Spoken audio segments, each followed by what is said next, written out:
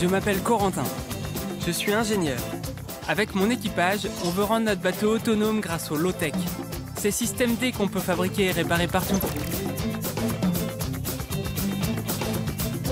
Alors on part autour du globe, rencontrer ceux qui les inventent, car si elles étaient mieux connues, elles pourraient changer le monde.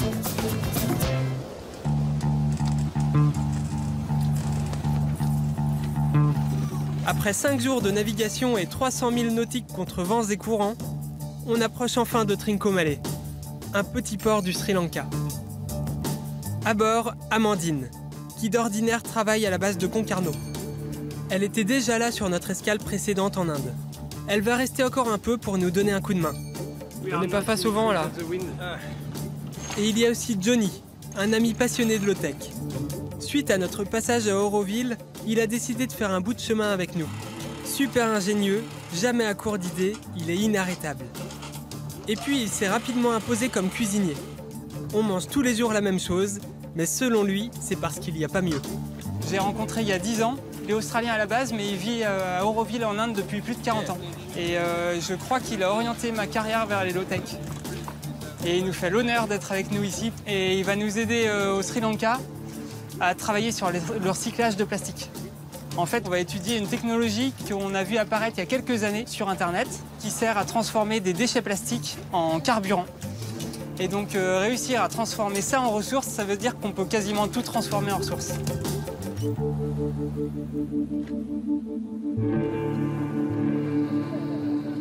Sri Lanka, on arrive. Le Sri Lanka est un pays magnifique. Des montagnes, des plages paradisiaques, une faune impressionnante et une culture très riche. Depuis 2009, fin de la guerre civile, les touristes affluent chaque année un peu plus nombreux sur l'île. Mais le Sri Lanka se développe très vite, ce qui entraîne des conséquences négatives. Il se retrouve à la 5e place des pays déversant le plus de plastique dans l'océan. 1,6 million de tonnes de plastique est jeté chaque année dans la mer. Johnny se rappelle de l'arrivée du plastique dans sa région en Inde. Il n'y avait pas de sac plastique. En fait, il y a 45 ans, ça n'existait pas. Et ce qui est intéressant, c'est que petit à petit, la quantité de plastique a augmenté. Cela représente 85% des déchets. Et ensuite, il y a eu quelques complications, non seulement avec l'ajout de déchets médicaux des hôpitaux, mais également les déchets sanitaires. Et t'as vu ça apparaître en seulement quelques années? Exactement. Et ensuite, comme le système d'égout des villes n'était pas bon, les sacs plastiques ont bouché les canalisations, causant de terribles inondations dans la ville de Madras. Nous sommes dans l'une des artères commerçantes de la ville. Avec Johnny, on doit faire le plein de nourriture. L'occasion de faire une petite expérience. Avec Johnny, on a décidé de faire nos courses sans plastique. Ça va être un petit challenge. On va voir ce que l'on peut faire. Il va falloir se limiter à ce qu'on peut embarquer sur le bateau. On ne peut pas prendre de biscuits ni de lait en poudre. Pas de café, pas de chocolat? Non, pas de café, du thé, peut-être en vrac. Ouais. On va voir ce qu'on peut trouver.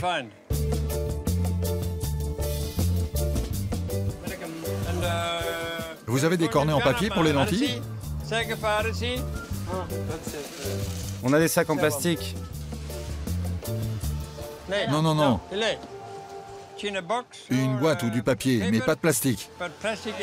On essaye d'éviter les sacs plastiques. Pas de plastique. Tu es tamoul? Oui. Peux-tu nous servir dans cette bouteille vide? Je crois qu'ils veulent que tu remplisses leur bouteille.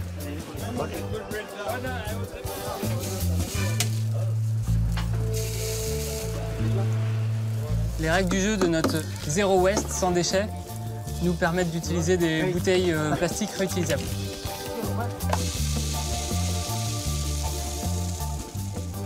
Vous avez du sucre? Oui, bien sûr. Pas évident au départ, mais on a finalement réussi à se faire comprendre. Ils nous servent dans des cornets en papier. Par contre, pour certains produits, c'est un peu plus compliqué. Par exemple, j'adore le chocolat. Ouais, c'est un sac en tissu. Un sac en tissu. J'ouvre juste pour être sûr. Oui, comme ça, on devra l'acheter. Yes. Ah non, c'est du plastique. Ah. Ok. Allez, prends-le. Non, bah, ok. Et comment on va faire pour le dentifrice? Eh bien, il nous faut juste du bicarbonate de soude et on ajoute du sel. Ok. Et le goût doit être horrible. Juste du sel et du bicarbonate. Voilà le bicarbonate. Quelle quantité de dentifrice veux-tu faire? 100 grammes, 50 roupies. Allez, mets-nous 100 grammes. Allez, 100 grammes. Il y a plus de 100 grammes là, non? Mais c'est pas pour ça. Non, c'est pour les dents. Le dentifrice, c'est là-bas. Non, non, non, c'est une nouvelle version. J'en sais rien, c'est lui qui m'a dit ça. Il m'a regardé comme si j'étais fou.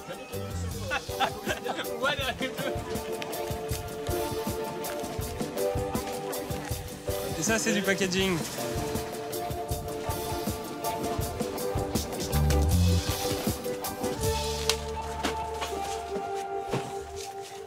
C'est fou tout le chemin que fait un sac plastique depuis l'extraction du pétrole, pour être utilisé que quelques heures.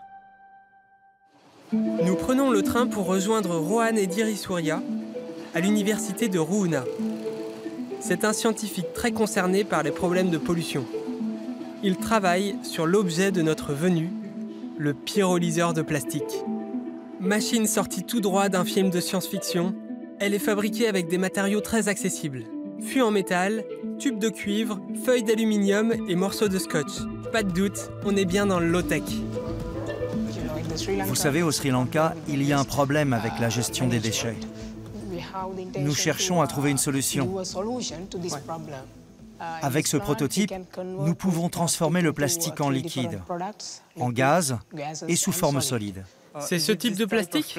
Oui, avec ce prototype, on peut utiliser du polypropylène, polyéthylène et polystyrène. En ce moment, on utilise ça. Avec 1 kg de ce type de polypropylène, on peut obtenir 900 ml de mélange liquide et 300 g de gaz, équivalent au GPL. Le procédé est finalement assez simple. C'est à partir du pétrole que l'on fabrique le plastique. Là, l'idée est de faire le contraire. C'est dans une sorte de grande cocotte minute que le plastique sera chauffé à 450 degrés, par pyrolyse, donc sans oxygène. Le plastique se liquéfie, puis se transforme en gaz. En se refroidissant, une partie de ce gaz va se condenser en liquide. À la fin du processus, on obtient 2 éléments, un mélange de carburant et du gaz. Ça, c'est un échantillon du mélange liquide obtenu avec le prototype.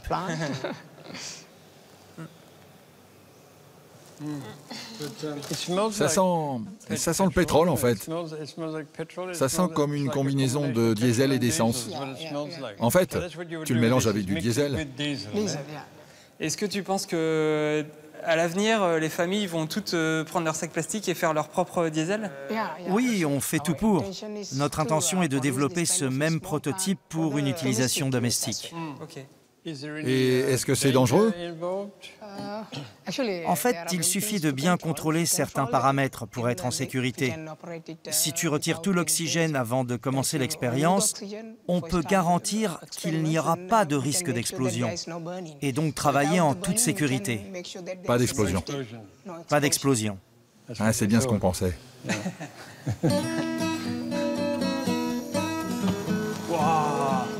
Cette invention est géniale. Regarde ce bleu. Elle nous permettrait de réduire nos déchets plastiques sur le bateau, et tout ça sans relâcher de gaz toxiques dans l'air. Et puis avec Johnny, utiliser des déchets pour faire tourner un moteur, ça nous fait rêver.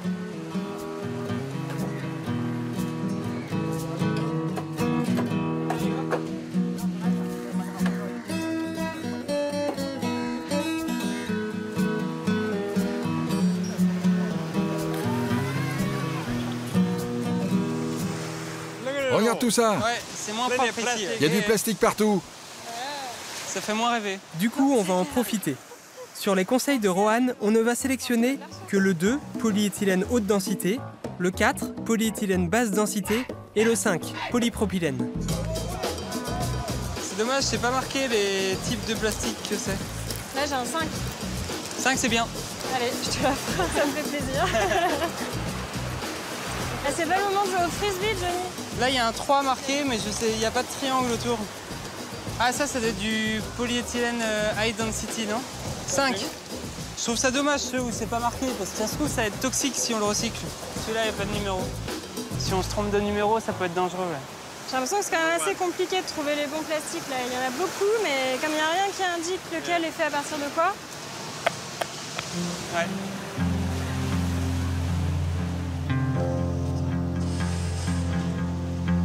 Ah, yeah.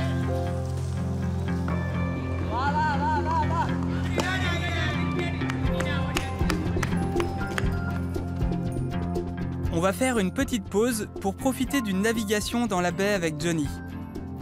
On va peaufiner nos idées avant de nous rendre dans une école peu ordinaire où on va pouvoir construire notre pyrolyseur.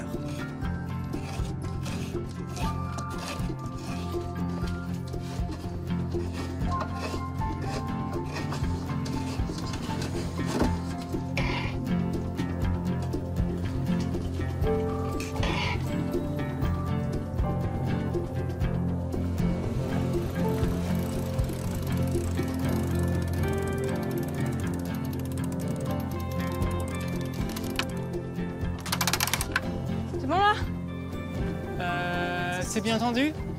Bah c'est à toi de me le dire. Ouais, je vois pas. Capitaine, je pense que c'est une voile bien tendue. Pas mal. Et voilà. Tu peux briquer le pont maintenant. Tu veux du mettre du polish ou quoi? Even outside Ça pourrait cuire même en dehors du four solaire. It can cook. Voir cuire un œuf sur le pont.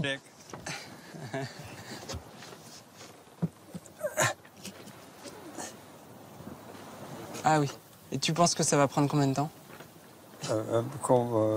Encore environ 2 heures. Approximativement. Mais l'œuf dans 5 minutes. C'est une bonne technologie, mais il faut bien planifier sa journée. Ouais, mais faut pas être pressé. C'est pas un fast-food.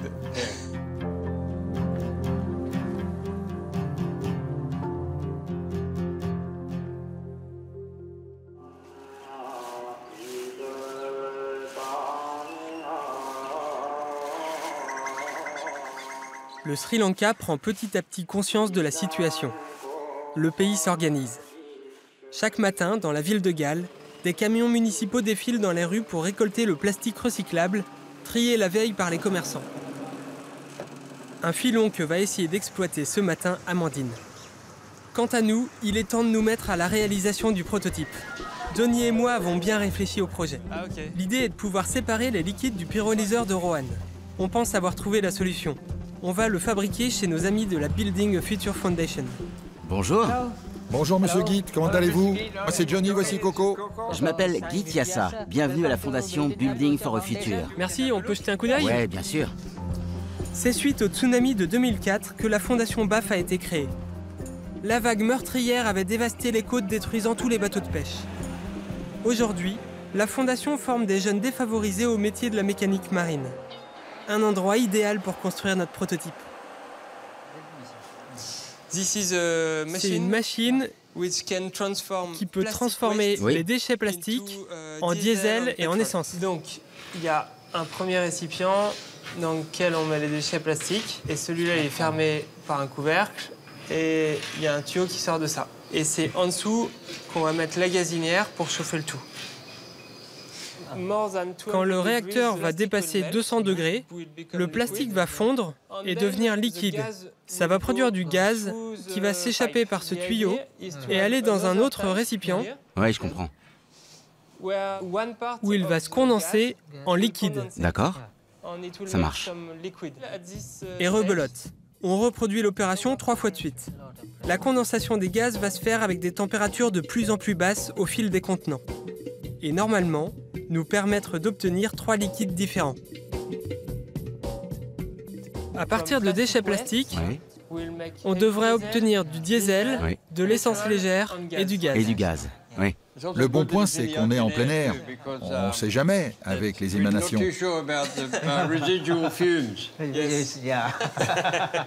C'est parti. Il faut faire attention à ce que la machine soit entièrement étanche. Si des gaz s'échappent, on va perdre en efficacité. Git, on peut faire un trou dedans? Oui.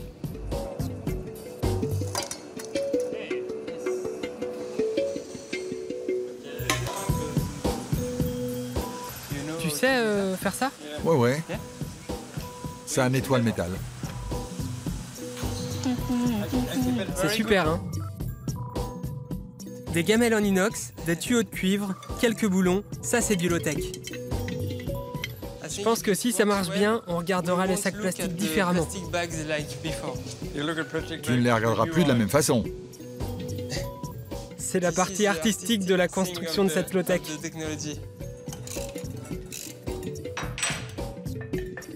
Un tour de clé et hop, c'est prêt. Git, c'est grave si ça explose? Vous êtes assuré pour ça?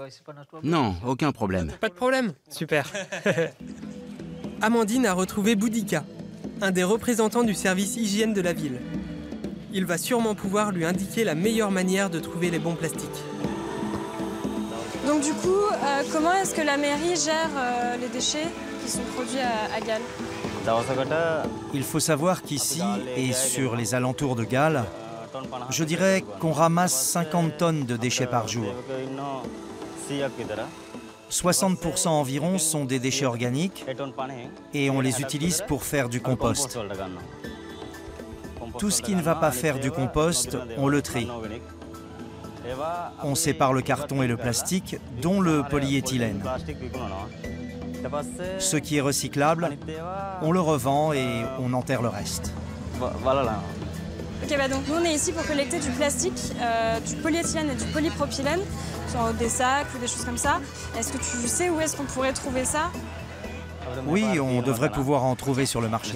Ok, c'est parti.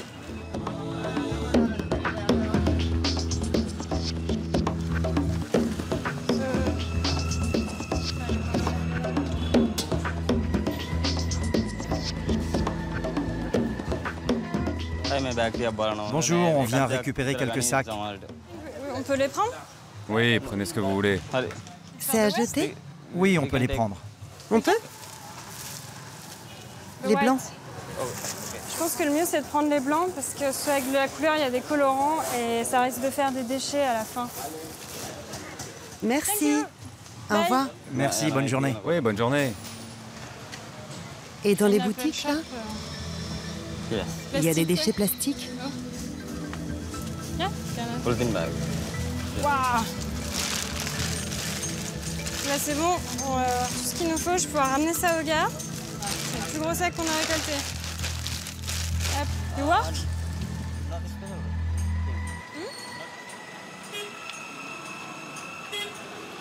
Et voilà, mission accomplie.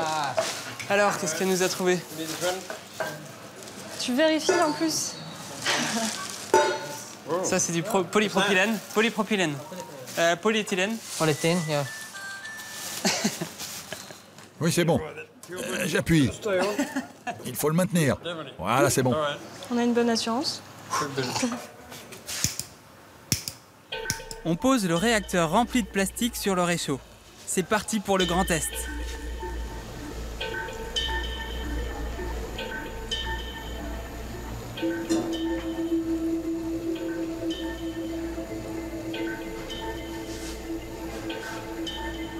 Comment vous pouvez savoir quand le processus démarre?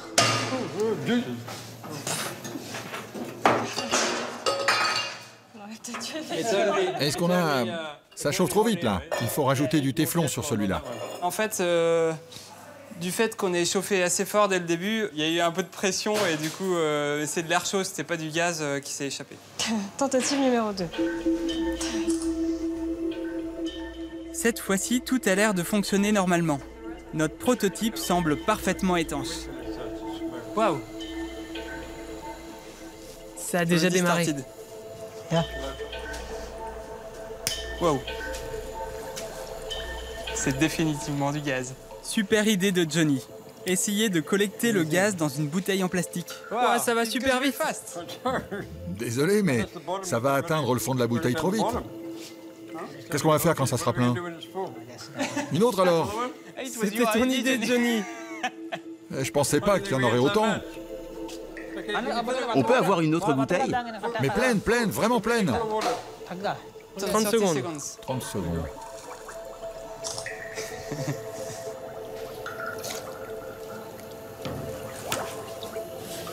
Ok. On pourrait essayer de le raccorder. Ouais. Johnny, t'es sûr de toi? Prêt à allumer? Ouais, mais ça me stresse un peu. C'est un peu osé, mais...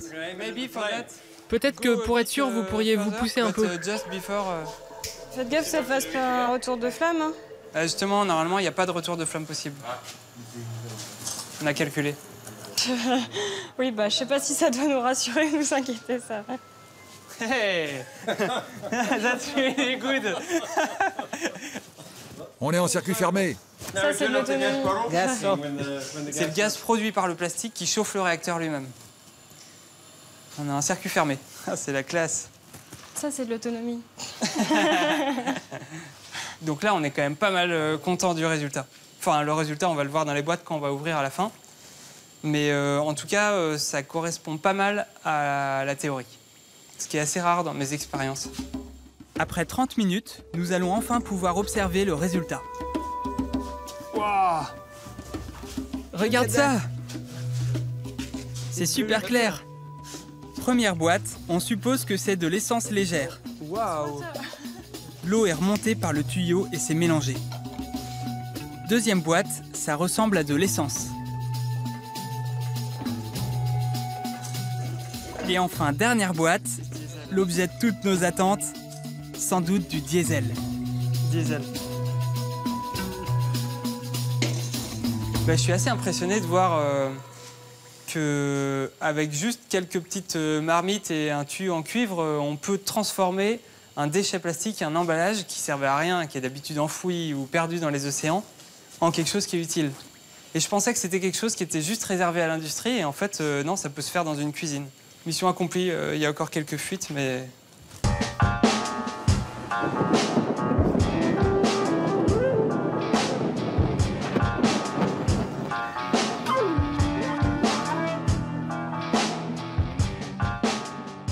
Du diesel et de l'essence, c'est ce qu'on espère avoir obtenu avec le pyrolyseur.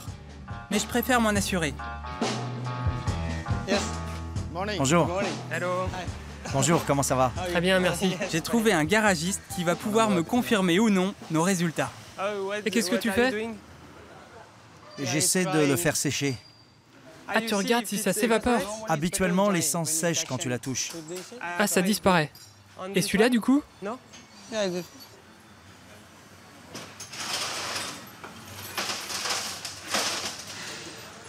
Ah oui, ça sèche. Ça ressemble à de l'essence. Ça semble être de l'essence. Oui. Alors, et celui-là? Big flame, yes.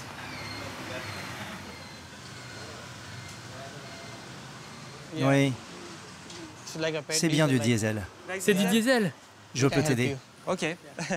On est bien tombé alors. Oui.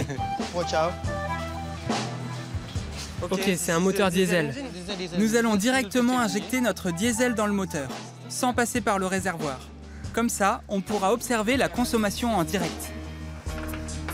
Donc le diesel va passer dans le tuyau, puis... Dans la pompe, le filtre et le moteur. Celui-là est vachement plus clair en fait que celui-là. Ok. Par précaution pour le moteur de son client, nous allons mélanger notre diesel avec celui du garage. Ok. Yes. En tout cas, il a pas l'air d'avoir très peur pour son moteur, ce qui est bon signe. T'es confiant? Oui. On y va? Yes. Ouais. Le moteur tourne et tu peux voir que le niveau baisse. Ah ouais.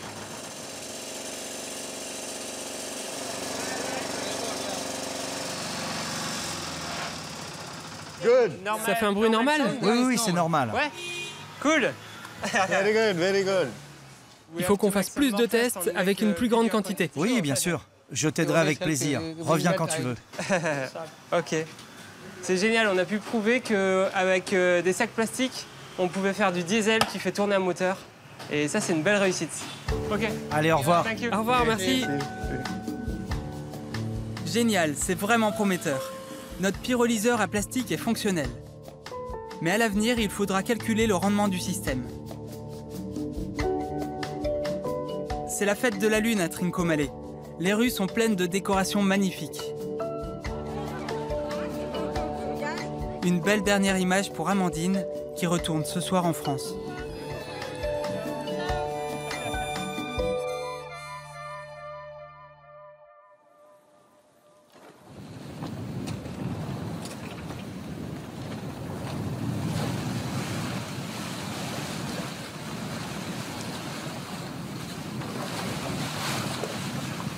Johnny, tu veux aller où? Maintenant, je veux aller en Thaïlande. Ok. Let's go. On part à l'est.